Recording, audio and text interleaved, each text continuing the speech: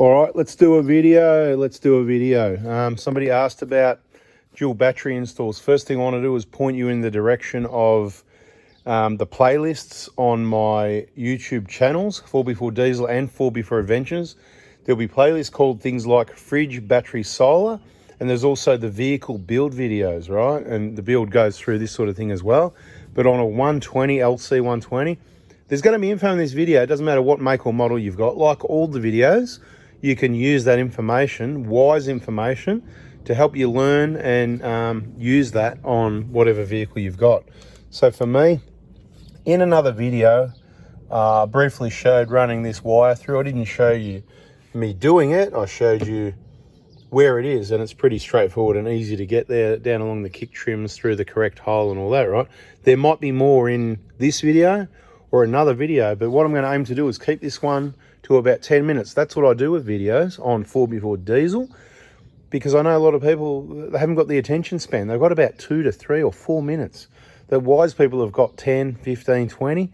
But I know when you see a video that goes for 40 minutes or an hour and 40 minutes, you go, oh, I haven't got time for that at the moment, right? So I'm going to try and keep it short.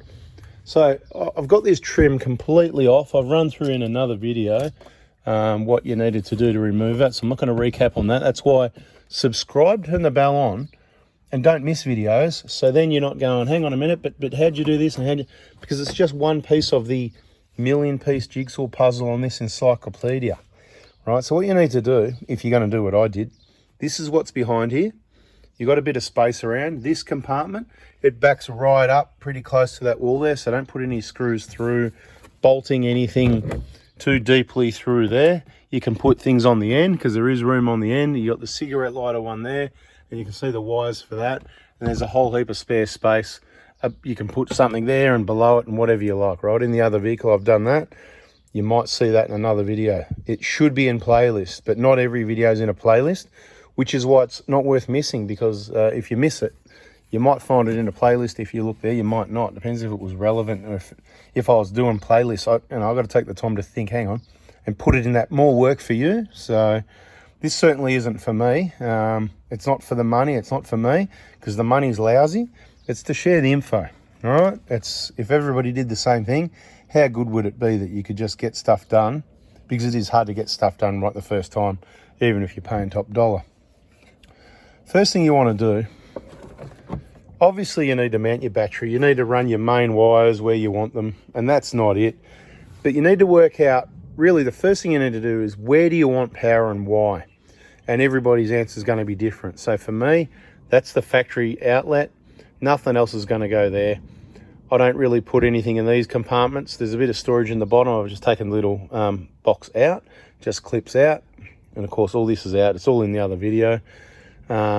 Just look at recent videos. It'll be in recent videos in the last week or two or something like that. Yeah, the playlist, our 2008 120 V6, right? The playlist, it'll be in there. I'm pretty good at it these days, the last few years, putting it in. And it should be in order, but I'm not sure. Anyway, so careful what you do there. I decided that I'm going to put my little fuse. So this main power supply is going to come to the fuse box, which is going to end up there. I'll show you that in a video when we get to it. But I sort of want to work backwards from there, and where do I want my power outlets? And this is what I want, basically. This is what I want. And I haven't got everything in stock that I need. So this is a 4-way here. I don't need a switch to turn it on and off, although a switch to turn it on and off will save you power, because these voltmeters, they do use power. So understand you need to be regularly driving your vehicle or putting it on charge, because things like this will slowly drain your battery. So I've got accessory and I've got USBs. USB's got some little lights on them. They use power as well, okay? So just beware. That's why quite often you buy these, comes with a switch and 3 outputs, where I just get rid of the switch because I'd rather make use of it. So I've got that there that's for whatever. They're kind of like for whatever. I don't know what I'm going to plug into there, but that's where I want them, easily accessible next to my storage system. What do I know that I want over this side? Not much. Maybe an Anderson plug for Starlink, but then I don't have to run it on that. But what I'm thinking is I'll whack an Anderson plug around here somewhere, maybe underneath. Looks like there's room. Yeah, I'm going to whack an Anderson plug, I think, underneath, facing this way. That way I've got an Anderson plug there. So from the fuse box, we'll power this on one wire, Anderson plug on another, And then from that, I don't think there'll be anything else over this side. Not that I can think of at the moment. Then I'll run another wire underneath here with this one. And over here on this trim, around about here somewhere, I'm going to put a surface mount because see there's nothing behind there. Give your seatbelts a clean, blow some dust on them that while you got the covers off. You can take this whole thing off if you want, but I don't need to because everything I'm going to do is here and accessible, you know, just right here close by. I'll put a surface mount here. I'll show you what I mean. I'll go to the other car in a minute and show you, because I've run the angle that's been in there since, well, the angle since 2013 on and off, but since 2018, that storage system with that power outlet 100%, because I redid the power in the back of the 120 before I put that storage system in 2018, which will come into this vehicle. So I'm going to do similar, but I'm going to improve it. So surface mount here, so that wire, it's going to come around here. I might run 2 wires. I probably won't. One's going to go there for the fridge, and I want a surface mount so that the accessory plug of the angle that generally don't wobble loose like the cheap ones do is facing upwards, plugs in downwards. That way, I don't know if that's why I've never had any issues with it, but I'm pretty confident the angles in the 150, I've got it going sideways at the normal power. Haven't had any issues either, but you know, touch wherever the wood is around here. I'm going to put a normal accessory, just a single one like that one. I'll put a single one, about here somewhere. I'll just have a bit of a look-see and go, yep, there's nothing there. Pull the insulation off, whatever. Might be there, I'm not sure exactly. We'll wait and see. That's for because I've got a charger mounted on the side of the storage system that I've taken off the connections, and I've put a cigarette lighter plug, a male end, and I'll just reverse feed. I'll plug it backwards, which is a bit dodgy, so I might not do that actually, because I reckon that's dodgy, isn't it? Yeah, put in the comments, yeah man, that's dodgy. So what I'll do, I think I'll cut that off and I'll connect those wires and I'll just extend them and run them back from the charger. Or I could just move the charger.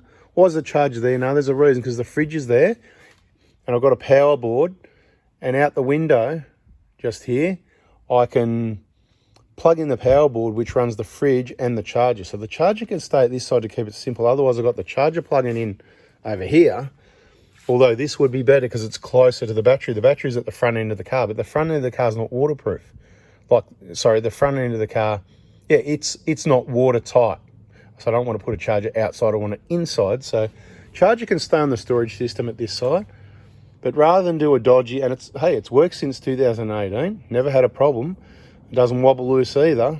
But look, I'll have a think about that one. Might run a wire back across here from the charger directly back into the fuse block so that I've got minimal voltage drop, because I'll use a decent sized wire here and a better connection there. So it's more direct to the battery going through this. It's a 50 amp wire anyway, but anyway, I'm just thinking out loud. First thing you need to do is find these places, cut them out, take your time, don't cut it too big. Just mark it out, just sit it and go, yeah, you know, look, I've sat it so that I know there's clearance there. I've actually temporarily moved this in, clipped it in position, gone, yep, it's all clear. So I can tell you that is a good spot. Don't come around here on the flat, because that won't work with that there, right? That's no good. You big airspace, clear area. Careful drilling through without taking it out, because there is your washer line and there's a plug there to push up out of the way and a few things like that. But there's plenty of space there. That's one spot. Below that, you could go for a surface mount Anderson plug, which is what I think I'm going to do. And I'll put an Anderson plug over this side as well. Why? Well, I don't know if I'm going to run Starlink from the Anderson plug or something else, or which side I'm going to do it from. So I just want an Anderson plug on both sides, I've decided, inside the car, not outside. Nothing to do with outside or charging trailers or caravans. I don't think that's going to happen with this vehicle. So Anderson plug both sides. Surface mount facing upwards for the fridge here. That's all I think I need over that side. Back over here I'll have that. I've got 2 USB-A's there. I'm waiting on a USB. I'll probably get rid of this and make it a USB A and C. I'm waiting on one of those that I ordered. That way I'll have one accessory, plenty of USB-A's. And you can always change it later. Just undo your screws, lift it out and unscrew them off, and you can just swap them over. Disconnect your battery at the front or pull a fuse out before you do that, or even at the back here, so you don't touch any wires and short anything out and cause any problems. Now with this wire here, although it comes from the front, this black wire, it'll get earthed. The battery will be earthed at the front, but this will also get earthed at the back as well. All right, the black one. So we like to do extra earths and stuff like that. And you can make use of See all these little threaded holes there? See that M6 there? You'll find some more down here. I like these ones there. Right, hard to see, but it is that little threaded M6. You can use nuts and bolts if you want, but you find a few things around like that. There's another one right there. You can scratch a little bit of paint off. I do like doing that. Some people say you don't need to. The bolt, you know, works in the thread and that sort of thing. Well, that's good, but I like to have a bit of paint off here so that my terminal's flat, making bada bing, 100% contact. Anyway, that's the 10 minutes I promised. That's where it's at so far. Stage 1, find where all you want your points. Have a think about it. Make your holes, put them in. You've got nothing to go wrong, even if you never get back to it. And this is installed in the car. It doesn't hurt anything. It doesn't look bad. Don't make the hole too big, because if you've got a gaping hole at the bottom of the side, you can cut this with a Stanley knife. Don't cut yourself. I just drilled some holes and then cut it with a Stanley knife and fine-tuned it with a file, because it is quite fine between the nut at the bottom and the trim, and you don't want to go over. See, you want to be beautiful like that. And there's my little scribe mark that accidentally went like that. But you know what? This one's got a few marks. That's the beauty of an older vehicle. Don't be afraid of working on it. Put a few marks on it. Whatever. It's not a new car. If you did that on someone's new car, they could be bleeding, which means you'd be bleeding. Find these points. Find where your fuse box is going to go. Bring the wire into your fuse box. Then you just got to make up a few short runs of wire, and it's all pretty straightforward. But maybe some more details in another video. Let's see how this one goes. Thanks for watching. There's a lot to learn here. Check out the other video, this one, and maybe we'll do some more. Thanks for watching.